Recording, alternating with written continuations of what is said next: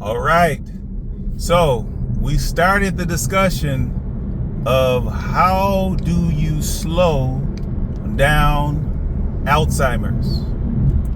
Recall that I made the statement that Alzheimer's is similar to Father Time by the fact that it's undefeated. And so the question is not how can we defeat Alzheimer's, but how can we slow it down? And so what I'm going to do on the next few videos is I'm going to talk about ways, methods, techniques, if you will, that you can use to slow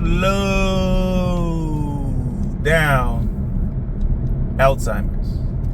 And by that I mean slowing down the progression in our loved ones. And so I will talk to you guys about morning routines. I'll talk about breakfast routines, lunchtime routines, dinner routines, and bedtime routines. Now, mixed in there are also some daily routines, such as potty routines. So we're going to talk about those different routines. And obviously the word in common for all those is routines. And so I would propose that the best way to slow down Alzheimer's is by developing routines. Now, bear in mind, routines, all of us have routines. Some of them are more complex, some of them more simple. But all of us have routines. Okay, from waking up in the morning to driving to work. Some of us drive to work and we don't even realize how we got there because it's so much of a routine. We get in the car, turn the key or hit the button, press on the accelerator, maybe have to stop, make a few turns along the way, and then we arrive at work without really paying attention to how we got there. Okay, and so some of us would claim that a lot of our routines are mindless routines. And there's really a key word, mindless. And so when developing routines for our Alzheimer or our Alzheimer's inflicted or afflicted loved one,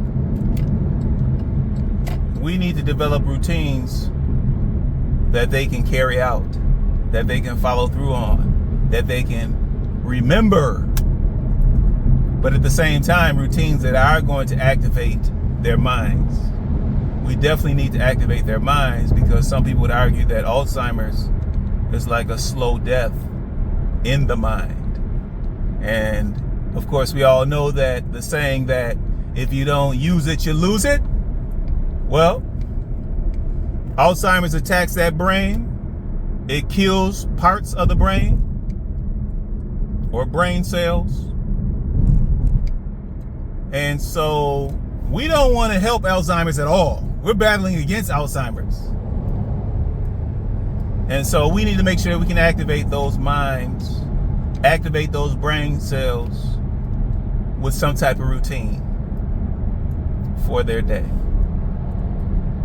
All right, so I'm going to start where normally our day starts. I'm going to start with a morning routine. Okay, I'll walk you through the morning routine that I have with my mom. Those of you that have watched previous videos, you know that my mom, she does have Alzheimer's, dementia. She's been afflicted for the past decade, and I am her caretaker. So I give you firsthand insight into what I do for her morning routine. Maybe some tips associated with that, and I'll try to give you the rationale behind it and why I think certain things have been successful. There may have been some things that I tried that were not successful. But let's talk about that morning routine. Now, her morning routine begins with my morning routine. Did you catch that? Her morning routine begins with my morning routine.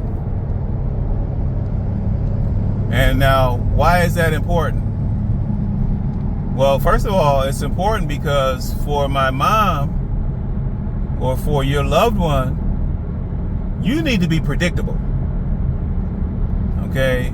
That person really does not need to be guessing about your coming and your goings, whether you're going to help them out in this particular area or whether you're not going to help them, whether you're going to be there this morning but not the next morning, this month but not the next month, this year but not the next year.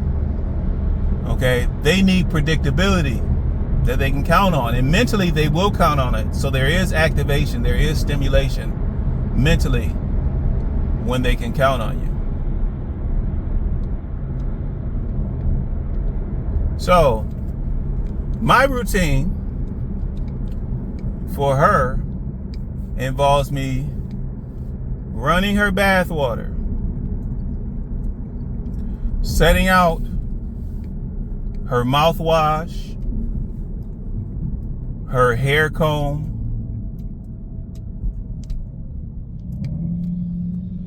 and her medication.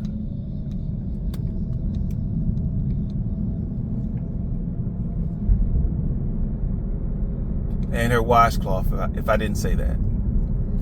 The second thing I do is I actually go and I grab her clothes for the day. Okay, her clothes are matching. It's a matching top and bottom. So there's not much that goes into it. I don't have to decide, oh, she's going to go with this top and I want to go with that. But they match. That's simplicity for me. It's simplicity for her. And it's predictable for her. So I grab her clothing for the day. I grab her pull-up, her socks. I grab her meds. I set everything back into the bathroom for her. And my work is almost done for the morning. Now, that's about 7 or 8 little details that have to be set into place for myself. And so that routine allows me to do a lot of that, quote unquote, mindless. Okay? But generally there's a lot of small detail that some people would take for granted. Now imagine if I left all of that to my mom to gather and situate for herself. Chances are she might leave 2 or 3, maybe 4 of those things off of the list. And that could lead to a problem. Okay? If she leaves the brushing and the mouthwash off her list, obviously she could have some dental issues. And that could be minor, it could be severe. If she leaves the meds off of her list, that could be utterly severe. If she's not washing properly, we could have some hygiene problems that could lead to some health concerns. And so all of that stuff is important. It's important enough for me to have it baked into my routine, which supports her routine. Now, one of the last things that I do before I'm done is I actually get her up. So I remind her it's time to go, to get up. I used to have a routine of saying teeth, face, meds. So I gave her an order on which she should do things. Do her teeth first, then wash her face second, then do her meds third. And I did that for a while. It was teeth, face, meds. Every morning, teeth, face, meds. I would quiz her on it. What do you do after the teeth? What do you do after the face, etc., etc.? And we built up a routine. Eventually, I got to the point where all I had to say is 1, 2, 3. And when I go to get her up, she says 1, 2, 3. She knows what that means. She gets her day started. She goes to the bathroom. And then we go from there. All right, so the last part of my morning routine, actually last couple of parts of my morning routine include this. So I spray, I have Febreze fabric freshener. I spray off her bed mat or her bed pad. Okay, she has a bed pad because you'll find with Alzheimer's individuals that they pee. And so they have issues with incontinence. They have issues with processing, knowing to go to the bathroom, getting up to go to the bathroom, etc., etc. So she has a bed pad, and every morning, like clockwork, that pad is soaked. Okay, so I spray the pad, put that into the laundry basket, her laundry basket. I spray her linen, spray her sheets, which will be dry, but the odor does permeate. So I'll spray her sheets. I'll give her a new bed pad. I'll tuck that in so it doesn't move on her or shift on her during the night. And depending upon whether her cover or her blanket or her comforter has been also wet during the night, I'll either toss that into the laundry basket, or I'll freshen it up and spread that out for her. Once I have her items into the basket, I'll slide that back into the bathroom while she's still in the bathroom brushing her teeth or what have you. And then I'm really done upstairs. She'll go ahead and do her teeth washing, her hair combing, taking her meds. She'll take care of all of that. And then she'll put her soiled clothing into the basket, and then she'll commence with her actual bath.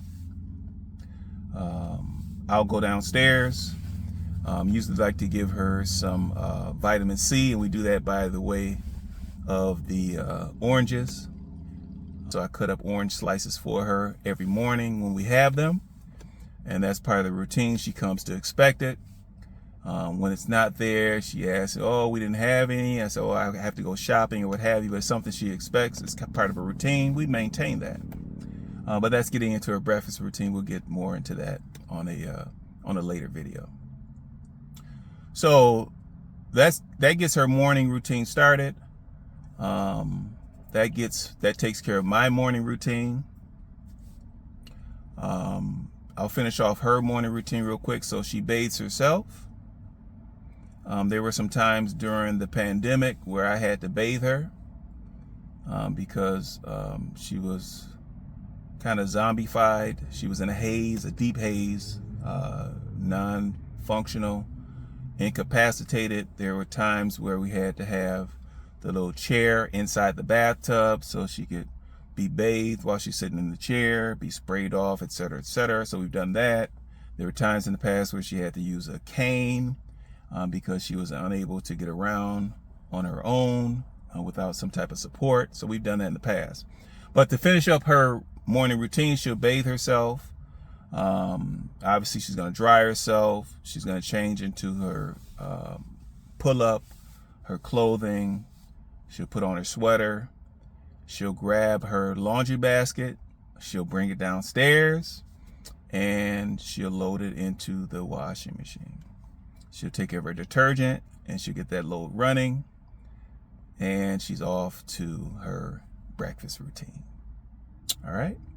So I'll talk to you more about what her breakfast routine involves in a coming video. But for now, please like, subscribe, and leave me some comments. Absolutely leave me some comments. Give me your opinion. But no complaints.